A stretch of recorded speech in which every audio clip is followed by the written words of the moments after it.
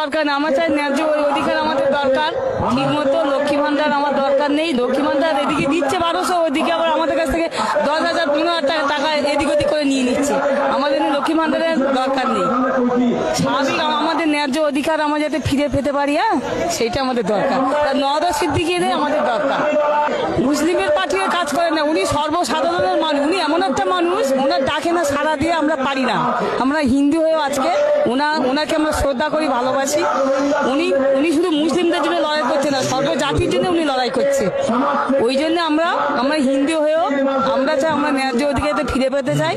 আর এতদিন ধরে অনেক অত্যাচার অনেকে সহ্য করছি, আজ আমাদের আর আটকে রাখতে পারবে।